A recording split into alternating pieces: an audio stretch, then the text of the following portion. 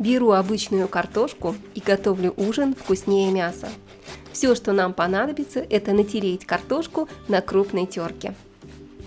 Ужин для всей семьи готовится за считанные минуты, и никогда еще это не было так быстро и просто. Натерли картошку. Теперь не забудьте написать в комментариях, из какой страны вы меня смотрите. Я обожаю читать ваши комментарии. Перекладываем картошку в миску. Залейте ее холодной водой, прямо холодной, это важно. И хорошо промываем картофель. Ставим разогреваться сковородку, наливаем растительное масло и мелко нарезаем одну репчатую луковицу. Вместо обычного лука вы можете взять красный лук, получится не только очень вкусно, но и очень красиво. Нарезали лук, отправляем его на сковородку и обжариваем где-то 5 минут до мягкости. А тем временем, пока у нас жарится лук, мы натираем на терке одну морковку. Готово. Отправляем натертую морковь в сковороду к луку. По вкусу добавляем соль и черный молотый перец и все вместе обжариваем примерно 3-4 минуты.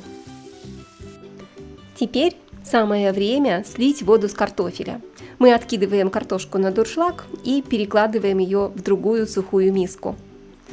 Вы можете дополнительно обсушить картошку, чтобы в ней было меньше влаги и чтобы она быстрее приготовилась. Но это не обязательно. Можете просто добавить немножко больше муки. Овощи готовы, и мы добавляем нашу зажарку к картошке. Мелко нарезаем пучок зеленого лука. Вместо лука вы можете взять петрушку или укроп. И отправляем зелень прямо в миску с картошкой и овощами. Добавьте соль и черный перец по вашему вкусу. Все хорошо перемешиваем. Я жалею, что я не знала этого рецепта раньше. Ужин за 10 минут, когда нет сил или просто не хочется долго стоять у плиты. Все перемешали и готово. Разбейте в миску 2 яйца и смешайте их со щепоткой соли.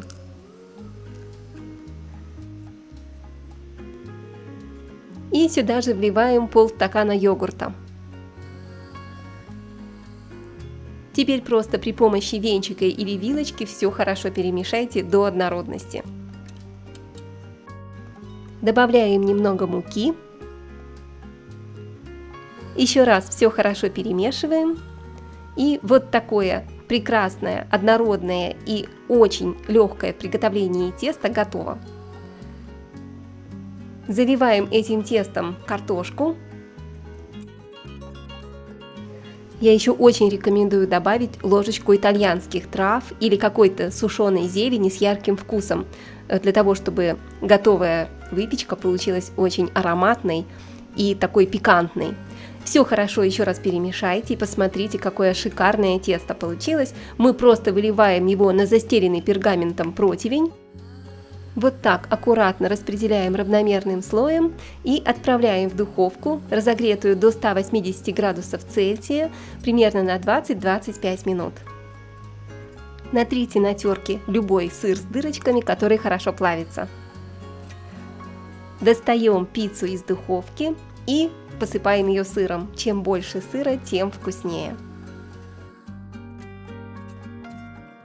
И, конечно, для сочности и для свежести я предлагаю добавить немного помидоров.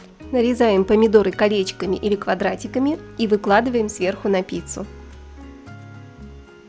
И если вам понравилось это видео, не забудьте поставить лайк и поделиться им с друзьями. 1 болгарский перец нарезаем кольцами и выкладываем кольца перца сверху на помидоры. Вы просто не представляете, какой вкусной получится наша пицца. Посыпьте сверху еще оставшимся сыром и верните в духовку еще на 5-10 минут, чтобы расплавился сыр, или до золотистой, красивой, аппетитной корочки. Вкуснятина необыкновенная, это лучше, чем пицца. Приятного аппетита, друзья, и скоро увидимся!